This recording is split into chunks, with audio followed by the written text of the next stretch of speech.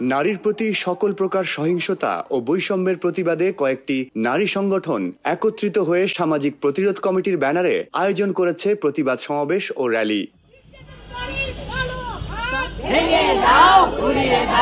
এই ঈদে জামা জুতো অ্যাক্সেসরিজের ডিসকাউন্ট।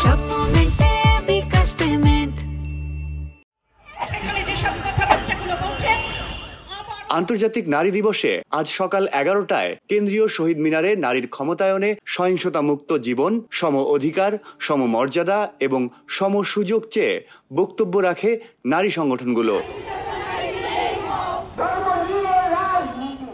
অনুষ্ঠান শেষে তারা শহীদ মিনার থেকে র্যালি শুরু করে জাতীয় প্রেস ক্লাবে গিয়ে শেষ করেন। কেউ বলছে ধর্ষণ হয়েছে, কেউ বলছে হয়নি। যাই হোক, এই ধরনের ঘটনাটা কিভাবে চলে, এদেরকে কিভাবে ছেড়ে দেওয়া হয়? আমরা জানি যে প্রথম দিকে অনেকদেরকে ছেড়ে দেওয়া হয়েছিল, জেল ভেঙে অনেকদেরকে ছেড়ে দেওয়া হয়েছিল। এরা তো এখন এখানে তারা প্রশ্রয় পেয়ে যাচ্ছে। কেন? ঘটনা আমাকে অনেকেই বলছে সবসময় ঘটে, ঘটতে পারে, ঘটে, মানুষ সব ধরনের আছে সমাজে, কিন্তু ঘটার পরে, প্রতিবাদ করার পরে, পত্রিকায় আসার পরে, কেস থানায় যাওয়ার পরে থানা কেস নেয় না, পত্রিকা আসার পরে প্রতিবাদ করার পরেও কোনো অ্যাকশন নেওয়া হয় না, কোনো সুস্পষ্ট বক্তব্য যেটা আমাদেরকে আশ্বস্ত করে সেটাও করা হচ্ছে না, বরঞ্চ একটার পর একটা সবাইকে ছেড়ে দেওয়া হচ্ছে। এই সমাজ তো আমরা চাই না, এই সমাজ আমরা গ্রহণও করব না। এই সমাজের বিরুদ্ধে আজকে আমরা সামাজিক প্রতিরোধ কমিটি, আমরা অনেক সংগঠনের একসাথে আছি, আবার আমাদের সাথেও আরও অনেকেই আছে। আমাদের সময় এসেছে সবাই ঐক্যবদ্ধভাবে একসাথে স্পষ্ট করে জোরে আওয়াজ তোলা। অনেকে নারী অধিকারটাকে নারী বনাম পুরুষকে দাঁড় করিয়ে দিচ্ছে।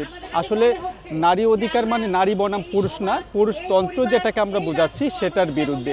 আর নারী বনাম পুরুষ কখনো হয় না।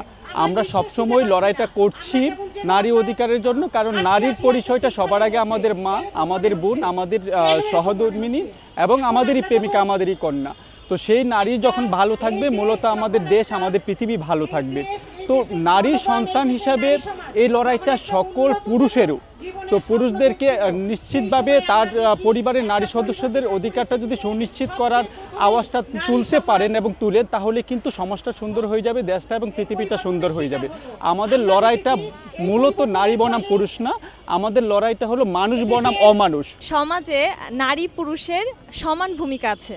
একটা জাতি বা একটা দেশের উন্নতি কিন্তু শুধুমাত্র পুরুষের জন্য হয় না, এবং বাংলাদেশের 51% জনগণ নারী, এবং বাংলাদেশের যদি গার্মেন্টস সেক্টর দেখেন সেখানেও কিন্তু মানে খুব বেশি অংশগ্রহণ নারীদের।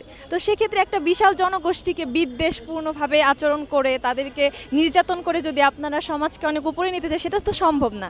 তাই আমাদেরকে সবাইকে নারীকে সম্মান করতে হবে, শ্রদ্ধা করতে হবে, এবং নারী যাতে কোনো জায়গায় নিরাপত্তাহীনতায় না ভোগে সেটার দায়িত্ব শুধু নারীদের না, পুরুষেরও সমানভাবে আছে। আমরা চাচ্ছি যে বর্তমান দেশে নারী, কন্যা শিশু, আদিবাসী নারী, প্রতিবন্ধী নারী, ধর্মীয় সংখ্যালঘু, লিঙ্গ বৈচিত্র্য জনগোষ্ঠী সহ সকল প্রান্তিক জনগোষ্ঠীর যে সাম্প্রদায়িক এবং সহিংসতার শিকার হচ্ছে তার বিরুদ্ধে সুরক্ষা, নিরাপত্তা নিশ্চিত করতে এবং সরকারকে হাজির এবং নাজির হতে।